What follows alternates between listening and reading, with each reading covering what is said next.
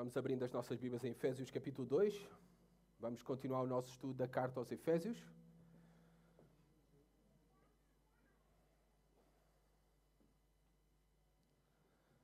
Eu espero que a garganta possa ajudar também. Eu espero não ser de incómodo para vocês. Vamos tentar fazer o melhor na graça do Senhor. Já começa mal. Nos nossos acampamentos de verão, o ano passado, nós escolhemos um tema. O tema foi Regresso à Origem. O mesmo foi escolhido e apresentado como uma mensagem positiva para que as nossas crianças, os nossos adolescentes e jovens pudessem ter um tempo ali no acampamento em que seriam encorajados e exortados a regressarem aos fundamentos de toda a nossa fé que encontramos no livro das origens, ou seja, o livro de Gênesis. Mas nós sabemos que esta expressão regressa à origem, ela também pode ser usada em outros contextos. Por exemplo, para referir-nos ao lugar onde nascemos, ao lugar onde crescemos. E para muitos este regresso às origens traz muitas boas memórias. Para outros, na verdade, infelizmente, este regresso às origens é mais cheio de más memórias. Espiritualmente falando, regressando cada um de nós às nossas origens, como nós éramos antes de conhecermos a Cristo como nosso Senhor e Salvador, antes de termos sido reconciliados com Deus e com o povo de Deus, espiritualmente falando, regressando às nossas origens, não é um exercício de boas memórias. Regressando às nossas origens, nós podemos ver que não havia nada de bom na nossa condição.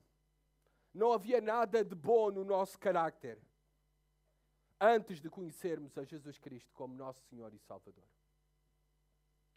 O que Paulo está a fazer nesta carta de Efésios 2, no texto e na pequena porção que vamos estar a meditar esta manhã, é um regresso às origens, às nossas origens espirituais, e ele faz-nos, de maneira incisiva e enérgica, lembrar-nos de quem nós éramos. Com propósito. Vamos a Efésios 2, versículo 11 a 13. Eu sei que há publicidade enganosa, porque foi anunciado que eu iria estar a expor Efésios 2, 11 a 22, sobre a família de Deus. Já vamos lá. Hoje, para vos poupar tempo, porque é uma passagem com tanta profundidade, eu decidi apenas Efésios 2, 11 a 13. E vamos falar sobre de separados a reconciliados com Deus. Vamos ler então estes 3 versículos. Diz assim a palavra de Deus. Portanto, lembrai-vos de que outrora vós, gentios na carne, chamados incircuncisão por aqueles que se intitulam circuncisos na carne por mãos humanas, naquele tempo estavais sem Cristo, separados da comunidade de Israel, e estranhos às alianças da promessa, não tendo esperança e sem Deus no mundo.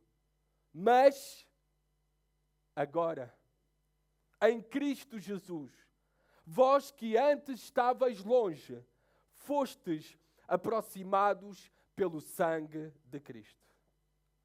Para entendermos melhor esta passagem, e esta passagem hoje e à continuação, é fundamental nós conhecermos o contexto histórico que existia entre os relacionamentos entre judeus e gentios, especialmente no primeiro século, quando eles se uniam na igreja, judeus e gentios. Continuava a haver esta rivalidade cultural. Continuava a haver grupos. Os gentios se juntavam com o seu grupo de gentios, os judeus se juntavam com o seu grupo de judeus. E para entender até melhor esta passagem e estas palavras do apóstolo Paulo, e também depois à continuação, nós sabemos que para um judeu, um gentio é algo que causa repulsa, rejeição. ainda é, nos dias de hoje, para um judeu ortodoxo. Por exemplo, se um filho judeu casa com uma gentia, uma mulher de outra qualquer nação que não a nação de Israel, ele é considerado como morto e até é celebrado um funeral simbólico para ele. Os judeus dão graças a Deus por duas coisas, e praticamente dão graças a Deus por duas coisas todos os dias da sua vida. Era assim no primeiro século, continua a ser hoje em dia para os judeus ortodoxos. Duas coisas que eles dão graças. Sabem quais são? A primeira delas, graças a Deus que eu não nasci mulher. O machismo é muito mais antigo do que vocês pensam. A segunda delas, graças a Deus porque eu não nasci gentil. É isso que agradece um judeu. Graças a Deus porque não nasci mulher e graças a Deus porque não nasci gentil. Os gentios, vocês têm textos nas Escrituras como eles eram tratados como cães. Cães de rua, vira-lata. Eram considerados imundos. Vocês ainda se lembram a luta do apóstolo Pedro? Quando o Senhor o chama para ir pregar o Evangelho a Cornélio? E como ele resiste ali a ir pregar o Evangelho a um gentio, a um romano? Quando tem uma visão, não é? Que deixa um lençol de comida e ele diz, isso é comida imunda. Isso é comida dos gentios. Isso não é comida para um judeu. Agora, nós também podemos dizer que o trato dos gentios para os judeus não é o melhor, historicamente nós vemos isso. Era na mesma moeda, pagavam com a mesma moeda, digamos assim. Aliás, há uma personagem histórica que foi tida como um tipo de anticristo, Antíoco Epífanes IV, grego, depois da morte de Alexandre o Grande, que queriam tornar os judeus helénicos, toda a cultura helénica, e abolir até a língua, a cultura, a religião dos judeus. Os gregos trataram, e através desta personagem que foi a mais feroz, Antíoco Epífanes IV, trataram os judeus mal, os matavam. Aliás, para zombar deles, os despiam nus.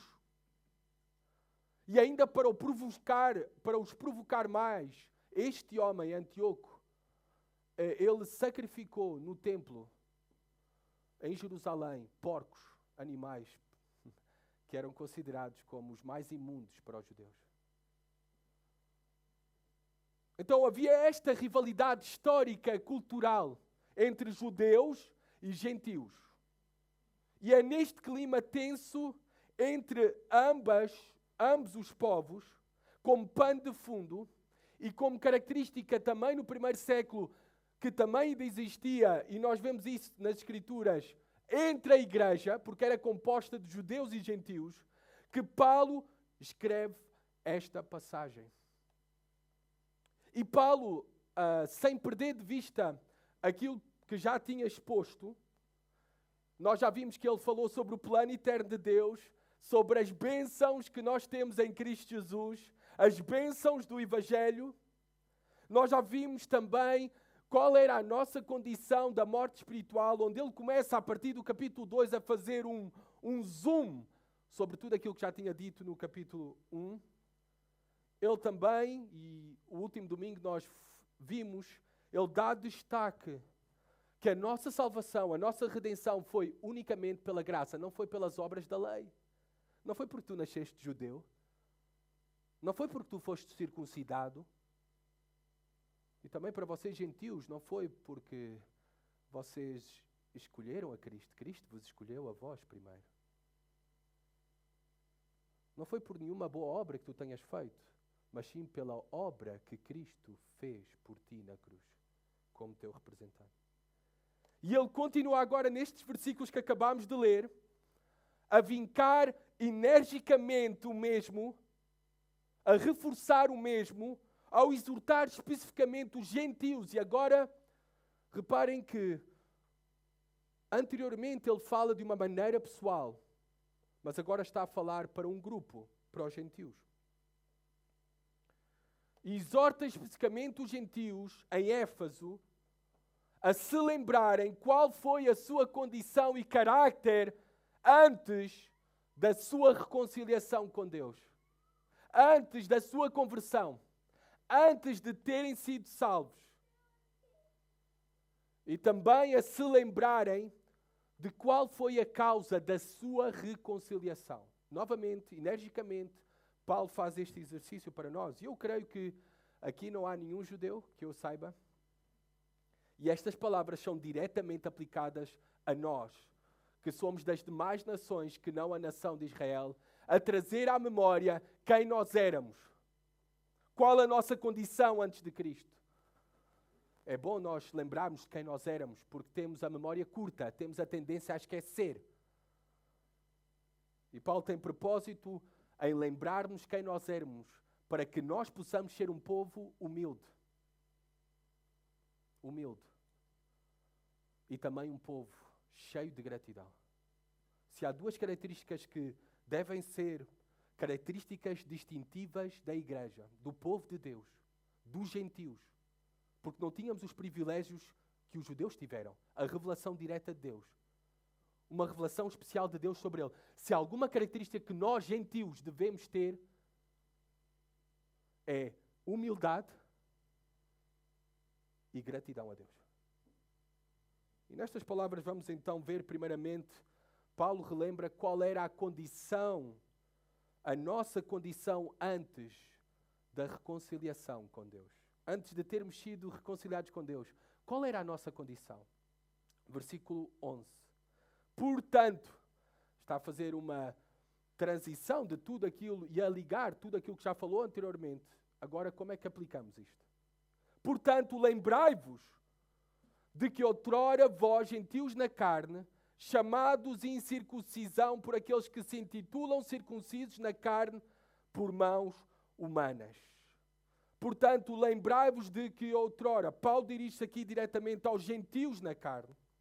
A palavra gentios aqui vem do termo grego etnos, de onde vem a nossa palavra etnias, ou nações. E é uma menção a todos os seres humanos das mais distintas nações que não a nação de Israel. É para portugueses, é para brasileiros, é para italianos, é para chilenos, argentinos, é para americanos. Mas reparem que o termo usado aqui não é de raças, mas o termo usado é etnias, nações. Vou-vos dar talvez uma novidade para vocês. A Bíblia não fala de raças. Isso é um linguajar, é um construto social dos nossos tempos, não bíblico. Porque o que é-nos revelado pelo próprio Deus na sua palavra é que todos nós somos de uma só raça, a raça de Adão, a raça humana. Por isso, amados irmãos, nem faz sentido nós falarmos de diferentes raças, nem faz nenhum sentido o racismo. Somos todos da mesma raça, da mesma origem. A raça humana, a raça de Adão. Todos nós. Há sim etnias, nações diferentes, mas não raças diferentes.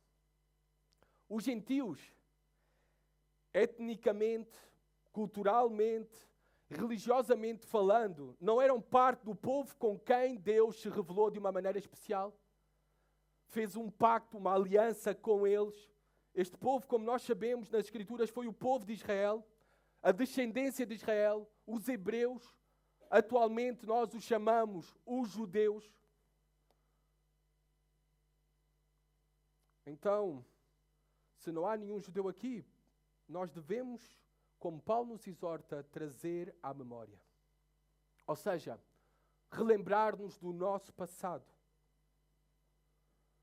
Antes de conhecermos a Cristo, antes da nossa conversão, antes da nossa salvação. E este exercício é um exercício saudável. É um exercício até espiritual, quando o fazemos pelos filtros do Evangelho.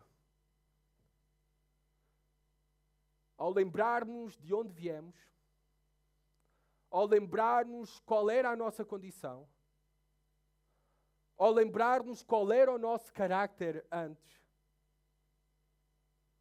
No fundo, esta é uma exortação de Paulo a lembrar-nos do nosso passado, não para remoer o passado, não para nos entristecer, mas como eu já disse, para produzir em nós humildade. Humildade. Se somos parte do povo de Deus hoje, é por aquilo que Ele fez, não por aquilo que nós éramos ou fizemos. E também produzir em nós um povo cheio de gratidão.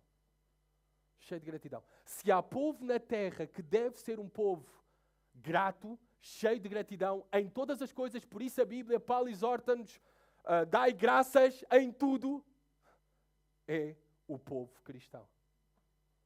É a igreja. Somos nós. E uma pessoa que pratica a gratidão, um povo que pratica a gratidão, é uma pessoa e um povo alegre e humilde. Os cristãos devem ser então o povo mais alegre na face da terra. Isso não quer dizer que não sofremos, que não choramos. A vida cristã também tem tempo para lamentação. Temos salmos de lamentação, de choro, de lágrimas. Mas, na verdade, nas promessas do Evangelho, ao fazermos memória do Evangelho, ao lembrar-nos do grande amor de Deus por nós, daquilo que Cristo fez por nós, alegremos-nos, sejamos um povo alegre. Não nos esquecemos de quem nós éramos e de todas as bênçãos que agora nós temos em Cristo. Da grande obra de salvação que Ele fez por nós. Como não ser alegres ao trazer à memória o Evangelho, a obra do Evangelho, a história do Evangelho em nós.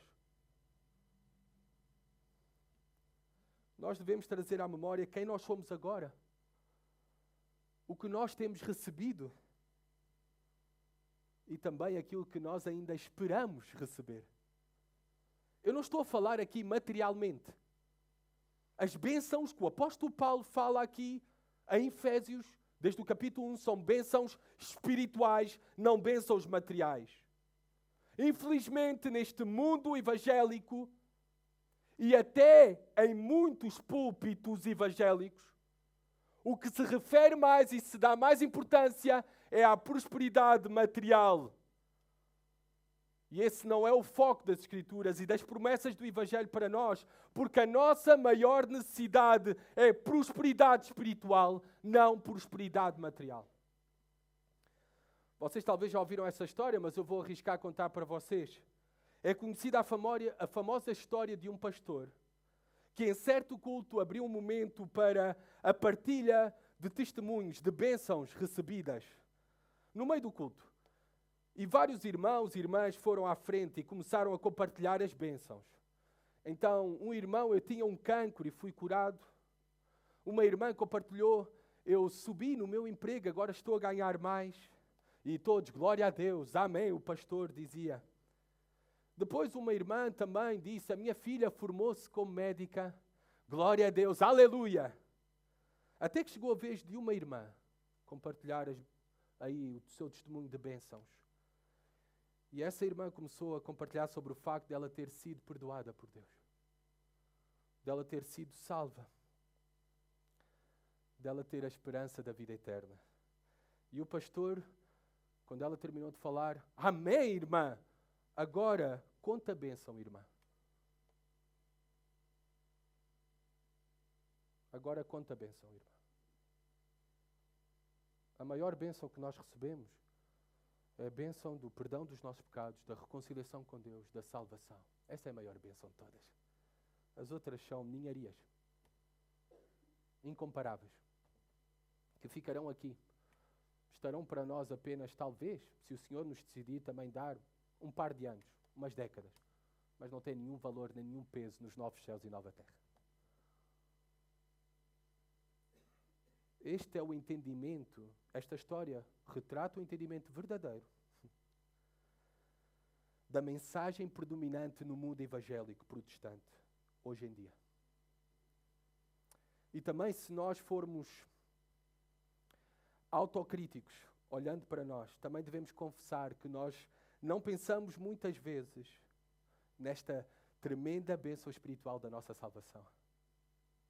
Se formos autocríticos também, que nós nos esquecemos muitas vezes E por isso é que nos entregamos à murmuração, à queixa, porque nós nos esquecemos que a maior bênção que recebemos foi termos sido perdoados, salvos, reconciliados com Deus e com o seu povo.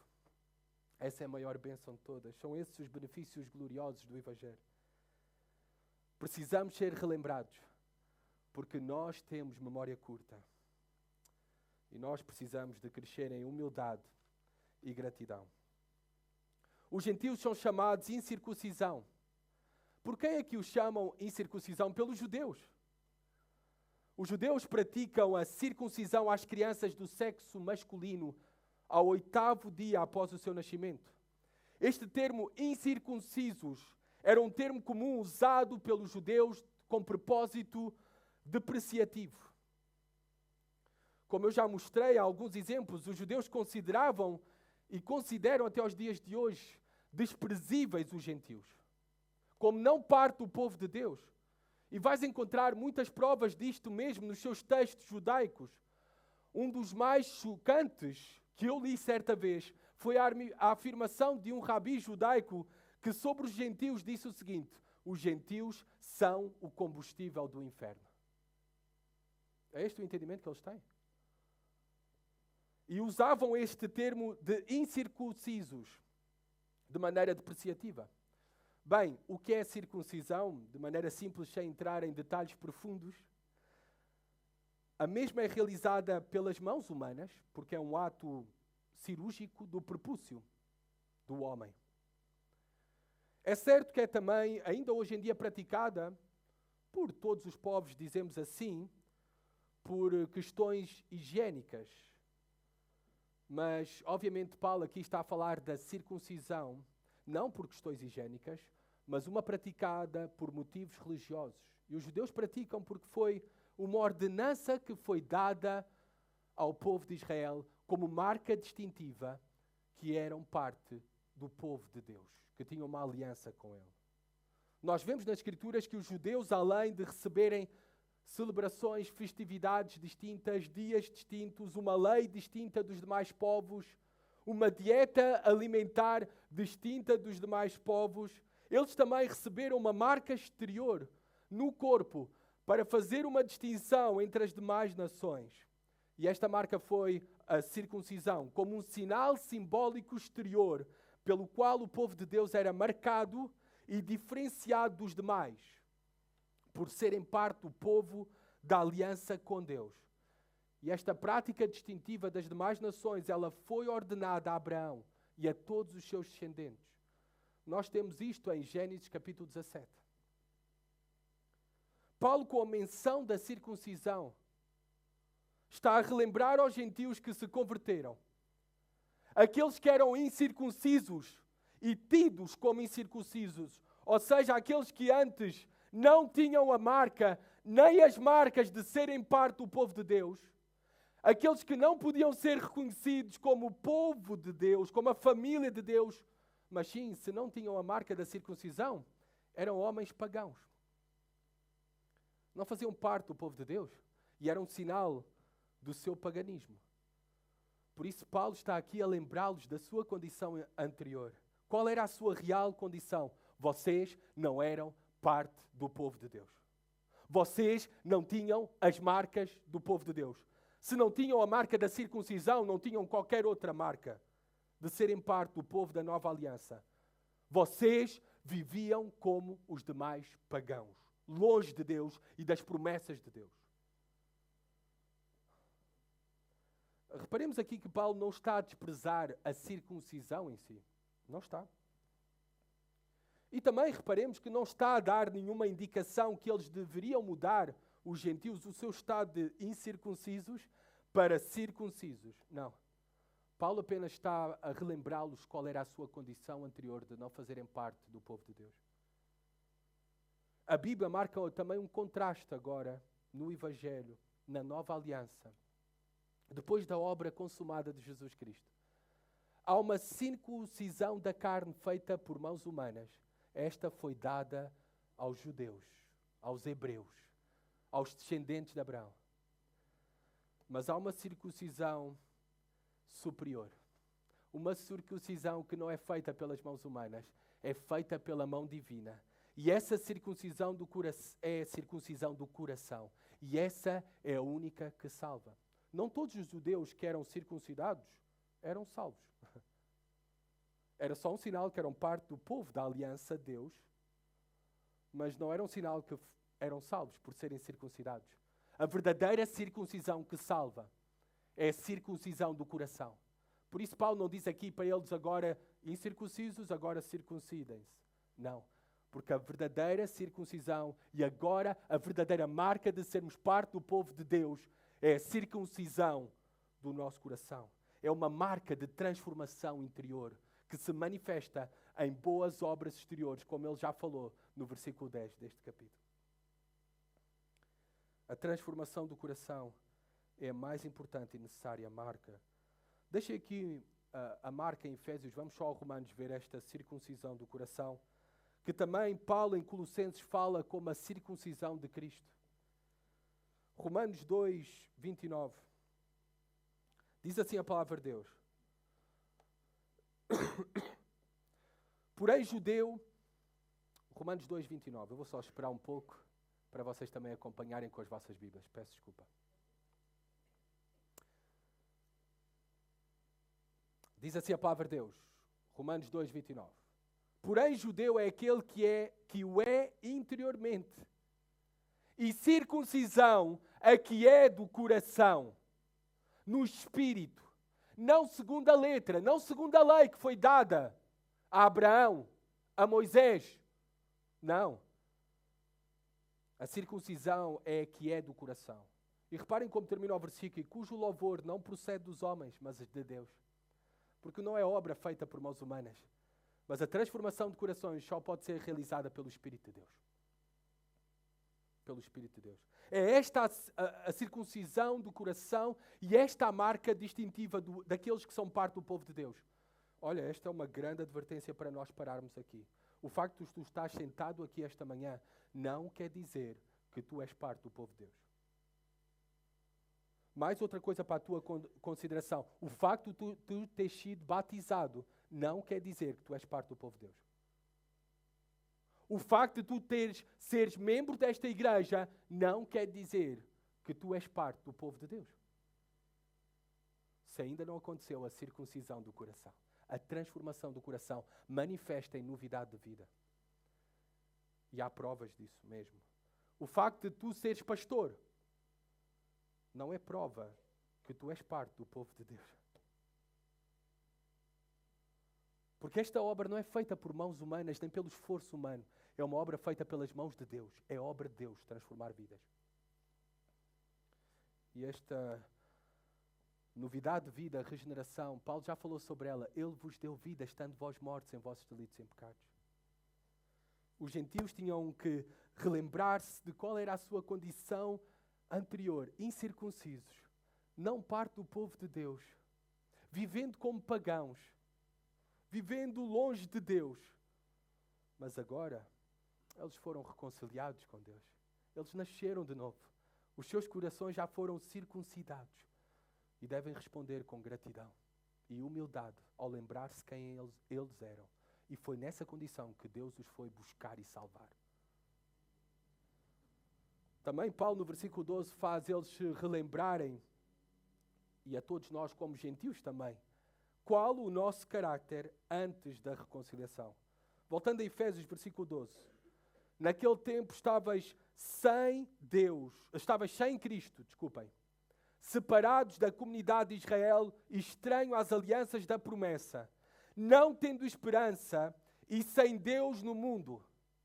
Agora os relembra da sua condição e reforça relembrando do seu caráter também antes da reconciliação. Naquele tempo, este é um tempo indefinido, mas refere-se a algum momento no passado, que obviamente era diferente para cada um dos ouvintes e também é diferente para cada um de nós. Não todos chegámos ao conhecimento do Evangelho, à conversão das nossas almas ao mesmo tempo. Naquele tempo, lembremos-nos, nós estávamos sem Cristo. O estado era de separação, alienação de Cristo. E Paulo escolhe aqui Cristo como Messias. Esta palavra Cristo significa Messias, o ungido de Deus, o prometido pelos profetas, o prometido desde o início que viria e seria de bênção não só para os judeus, mas para todas as nações. Mas sendo gentios, eles estavam sem Cristo, sem a esperança do Messias, sem as promessas do Messias. Fora de Cristo é estar separado de todas as bênçãos divinas. É estar separado do povo de Deus, é estar separado do reino de Deus, é estar fora da salvação e de todos os seus benefícios. Só há salvação no nome de Jesus Cristo.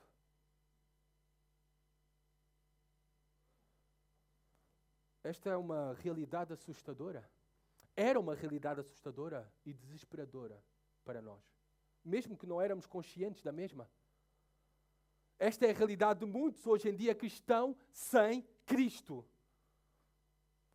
Esta realidade tem implicações no presente, no seu carácter, porque estão sem Cristo, sem o Espírito de Cristo, sem terem sido alcançados pela graça de Cristo. Mas também tem implicações, como nós sabemos, no futuro e para todo o sempre, para toda a eternidade. Sem Cristo, estaremos separados de Deus para todo o sempre. Era esta a nossa condição. E também se revelava através do nosso carácter. Não buscávamos a Deus, não entendíamos Deus, não amávamos a Deus, não queríamos fazer a sua vontade. Sem Cristo. Sem Cristo. Diz aqui Paulo, reforça até com expressões que podemos considerar sinónimos, digamos assim. Separados da comunidade de Israel. Paulo quer que nós nos relembremos que nós estávamos separados do reino de Deus, do povo de Deus. Esta palavra comunidade é politeia no grego, que é a palavra que nós usamos para cidadania. Estávamos separados dos cidadãos dos céus, dos cidadãos do reino de Deus. Então eles não só estavam separados do Messias, mas também por extensão, porque isso afeta todas as coisas, estar separado de Cristo. Eles estavam separados da nação de Deus. Não pertenciam ao povo de Deus, não pertenciam aos cidadãos do reino de Deus, à comunidade de Israel. Estas ambas as coisas são inseparáveis. Estar separado de Cristo é estar separado da Igreja de Cristo. Estar separado da Igreja de Cristo é estar separado de Cristo. Essas duas coisas são inseparáveis. Um cristão não pode pensar que está unido a Cristo, como eu ouço repetidamente através de alguns. Eu continuo a cultuar a Deus na minha casa, Ele me ouve, Ele me está a abençoar.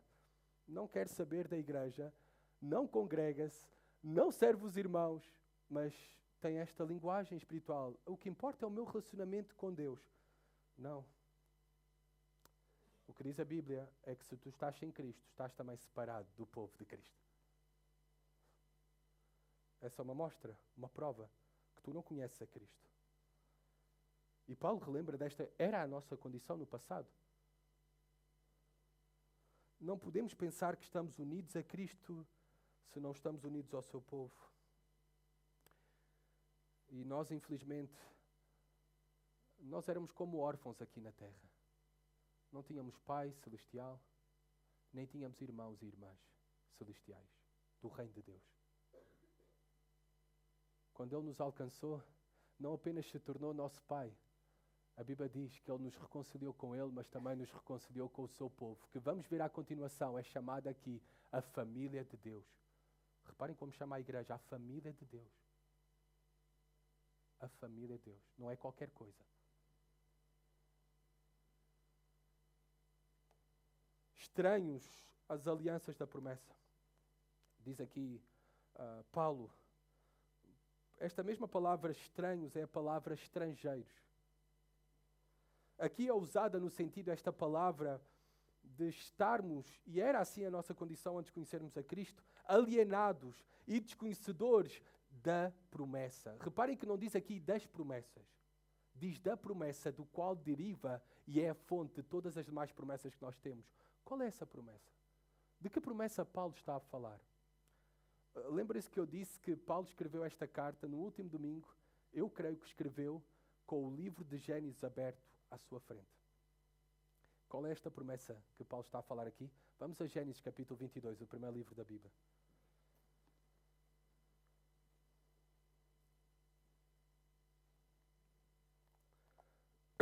Versículo 18.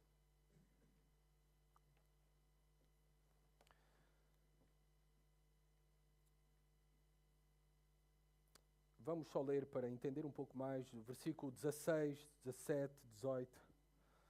É Deus falando com Abraão.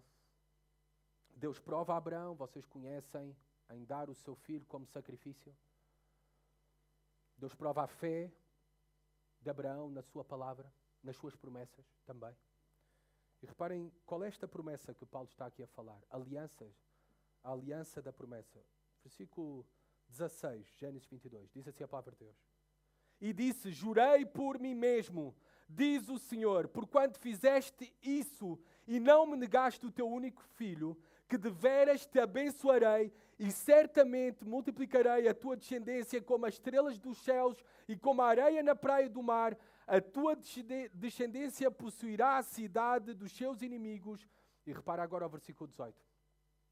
Nela, na tua descendência, serão benditas todas as nações da terra, porquanto obedeceste à minha voz. Onde é que todos os povos são benditos? Na descendência de Abraão, através do descendente de Abraão, Jesus Cristo. Que abençoa todos os povos, porque Ele veio para todas as nações. Ele não faz exceção de pessoas.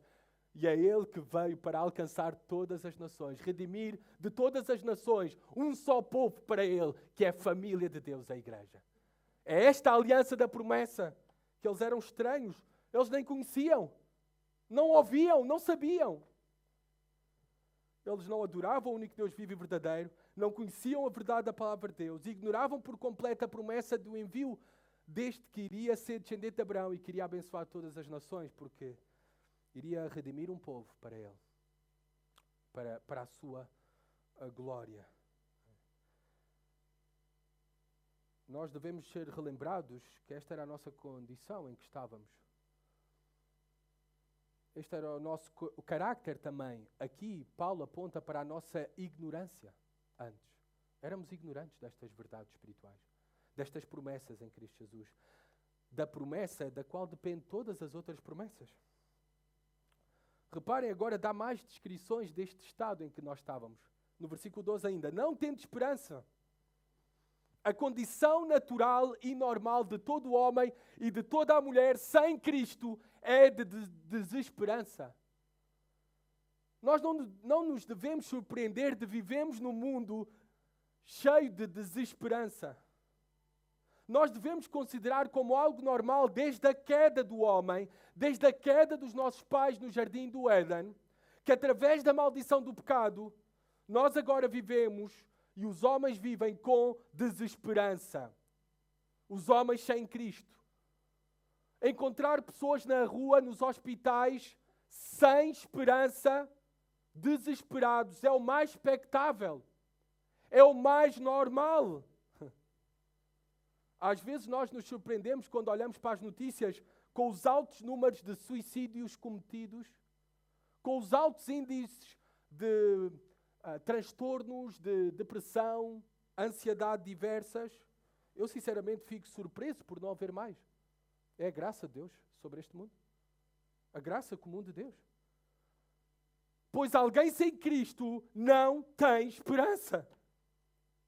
E assim éramos nós, sem esperança, a vida não tinha sentido para nós, não tínhamos um propósito para além desta vida, o sofrimento não tinha sentido para nós e a morte era para nós terrivelmente assustadora. Vivíamos sem esperança. Só pode haver verdadeira esperança com Deus, com Cristo. E essa esperança é alimentada pelas verdades do Evangelho, que nós somos relembrados continuamente também na comunhão com a comunidade do povo de Deus, a igreja. A igreja. Onde a palavra de Deus é pregada, ensinada, onde somos aconselhados pela palavra, onde servimos uns aos outros pela palavra, nos encorajamos, nos exortamos e choramos com a palavra nas nossas mãos e nos nossos corações. Só pode haver verdadeira e viva esperança com Cristo. Fora de Cristo há uma vida sem esperança. Era assim que nós éramos. Sem Deus no mundo, diz Paulo. Esta expressão sem Deus, no português é 2 palavras, no grego é apenas uma palavra. Sabem qual é a palavra? Ateus. De onde vem a nossa palavra ateus? Quem não conhece a Cristo, não conhece o Deus único e verdadeiro. Sem Deus no mundo. Quem não ama o Filho, não pode dizer que ama o Pai. Os efésios, atenção, não eram ateus no sentido de não crerem em divindades. Nós vemos que a cidade de Éfeso era uma cidade cheia de idolatria. Tinham até lá uma famosa deusa, Diana, que era uma imagem grotesca, amamentando com os seus seios, uma criatura e tudo isso. Também não vou entrar em mais detalhes. Mas aqui Paulo chama como ateus, sem Deus. Porquê? Porque não criam no único e verdadeiro Deus. Só há um Deus único e verdadeiro. E fora dele, todos estão sem Deus. Nesse sentido, todos são ateus. Sem Deus, porque só há um único Deus e verdadeiro. Porque tudo o resto é falso, não é nada. E Paulo considera aqui como nada. Se estão sem Cristo, estão sem Deus. Não importa se para ali, naquele contexto, para aqueles que eram de Éfeso, não importa que Deus é a tua, que Deus é o teu. Isso não é nada. Só há um único Deus vivo e verdadeiro. Assim éramos nós, estávamos sem Deus. João Calvino, ele tem uma frase que nos ajuda a entender isto que Paulo está a dizer, eu creio. Aqueles que não cultuam o verdadeiro Deus, por mais que multipliquem as modalidades dos seus cultos, por mais que os ataviem com toda a sorte de cerimónias, continuarão sem Deus. Todas essas religiões, todas essas buscas espirituais, todas essas multidões de deuses e de religiões que vemos aí, se não estão cimentadas em Jesus Cristo, se não estão unidos a Cristo, se é sem Cristo, são nada. São nada. Estão sem Deus, sem esperança. Assim éramos nós também. E nós devemos pregar isto. Como cristãos, só há um caminho para ir à casa do Pai. E esse caminho é Jesus Cristo. Não todas as religiões vão ao céu. Não todos são filhos de Deus. Isto é um falso ensino. Todos fomos criados por Deus, mas filhos de Deus, só aqueles que estão em Cristo conhecem a Deus. Se não conhecem a Cristo, se não abraçam Jesus Cristo como seu Senhor e Salvador, eles estão sem esperança, sem Deus. Só há salvação em Jesus Cristo. É por isso que uma das coisas que eu sou muito zeloso, todos os anos, várias vezes ao longo dos anos, sou convidado para encontros ecuménicos com outras religiões. Ultimamente fui convidado para a inauguração, até coloquei um post no Facebook, a inauguração das instalações Mormons. Fui convidado ali com uma visita especial e tudo, com as autoridades da Câmara e tudo. Eu rejeito sempre a participação nesses encontros, nessas iniciativas, porque eu quero deixar claro que só há um caminho para conduzir a Deus. E esse caminho é Jesus Cristo. Esse é o caminho. Não há outro caminho, não há outra verdade. Não há vida fora dele. E eu quero deixar isso bem claro. No mundo, sem Deus no mundo, aqui fala do reino de Deus e o reino do mundo, e eles são muito distintos nas suas crenças, valores e práticas. Nós pertencíamos ao mundo, vivíamos como o mundo, mas agora já não somos do mundo.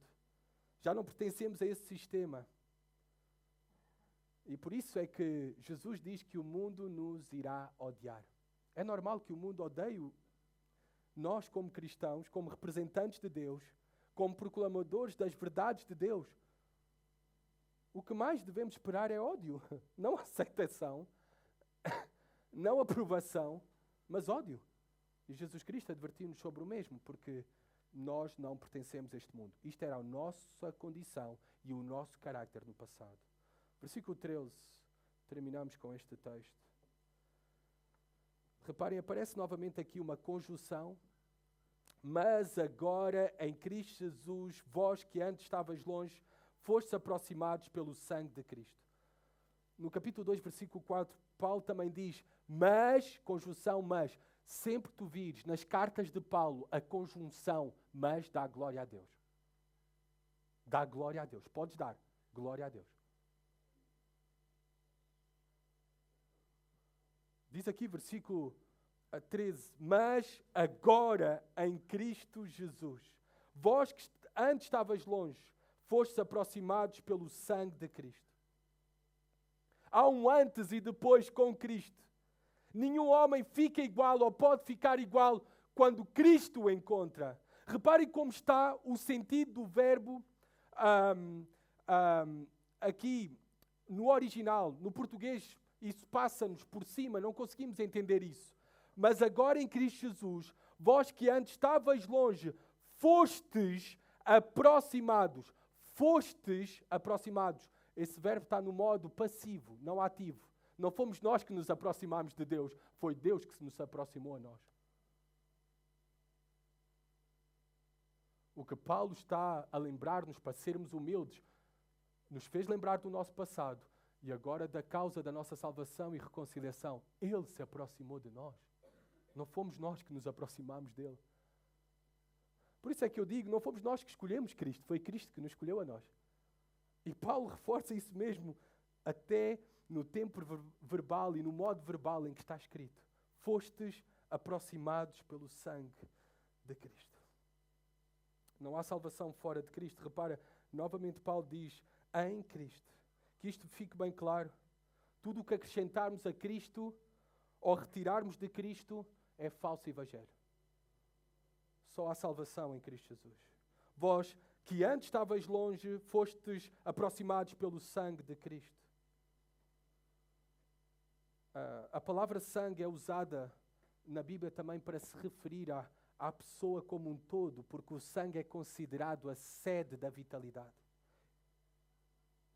Nós fomos reconciliados com Deus por meio da morte de Jesus Cristo. A nossa redenção, reconciliação, foi grátis para nós. Não tivemos que fazer nada por ela. Mas Deus fez tudo. E Deus teve que pagar um alto preço, que foi o precioso sangue do seu Filho, entregue em nosso favor como nosso representante. E passámos de inimigos, de separados, agora a próximos e a sermos chamados e tratados como filhos de Deus. Que é algo maravilhoso. De separados a reconciliados com Deus. Que possamos trazer à memória esta preciosa verdade continuamente para as nossas almas. Pois, como iremos ver na continuação do estudo desta carta, nos domingos seguintes, se o Senhor permitir, esta verdade da nossa reconciliação com Deus como gentios é uma verdade também que implica que agora também fomos reconciliados com a família de Deus. Temos uma nova família. A família dos redimidos pelo sangue de Jesus Cristo. A Igreja. Algumas breves aplicações finais para nós podermos reforçar aquilo que Paulo quer nos ensinar. Nós vimos que a verdadeira circuncisão, a verdadeira marca do cristão, do Filho de Deus, é um coração transformado. Não é nenhuma obra ou ação exterior feita por nós ou pelos homens. E deves-te perguntar se tu és verdadeiramente um convertido ou um convencido. São coisas totalmente diferentes. Tu podes ver sinais que o teu coração foi realmente transformado. A maior tragédia em Portugal e a maior tragédia em toda a Europa é que este continente é, sem dúvida, um continente cristianizado, mas não é um continente convertido. Esta é a maior tragédia da nossa nação. que mais de 70% se diz cristão, mas não são convertidos. Nós também fomos relembrados por Paulo que há uma promessa que é para todos os povos, não só para os judeus, foi para nós também. E esta é a promessa que nós devemos proclamar como igreja, como cristãos. Ir por todo o mundo e pregar o evangelho a toda a criatura. Este texto é de grande motivação para fazermos missões, para evangelizarmos, não como eventos especiais, mas termos este modo de vida dentro da nossa casa, na nossa vizinhança, para com amigos, colegas de trabalho, colegas de escola, de compartilhar desta promessa, destas boas notícias que há em Jesus Cristo. Há salvação em Jesus Cristo somente. E nós necessitamos este domingo, e Paulo nos conduziu a nós a relembrarmos da grande obra de salvação que Deus fez por nós, gentios, longe das promessas de Deus, longe do povo de Deus. Relembrarmos da nossa condição e caráter. Nós precisamos destas memórias, destes memoriais. Por isso é que nos foi deixada a ceia do Senhor também, como memorial daquilo que Cristo fez por nós. Porque Deus sabia que os israelitas, e que por extensão agora o Israel de Deus, nós como povo de Deus, somos um povo esquecido. Necessitamos lembrar-nos de quem nós éramos, para que possamos assim crescer à imagem do carácter de Cristo, em humildade, em adoração, em gratidão, para que assim possamos ser um povo genuinamente alegre por todos os benefícios e bênçãos que temos já recebido em Cristo. Senhor, ajuda-nos, Pai, a poder ser cheios de gratidão, Pai, de verdadeira alegria pelas bênçãos, Senhor, que nós temos em Jesus Cristo e todos os seus benefícios para conosco. E que esta alegria possa transbordar para fora, Senhor. Que esta gratidão também, Senhor, possa ser conhecida pelos homens, para que assim demos testemunho da Tua promessa desde os tempos antigos, Senhor. A promessa do envio do Salvador, que veio para todos os povos, Senhor. E que assim também, Senhor, nos uses como instrumentos para, através das nossas vidas e das nossas palavras, boca, darmos testemunho do nosso glorioso Senhor e Salvador, Jesus Cristo, para a salvação de muitos, Pai. Pedimos isso no nome de Jesus. Amém.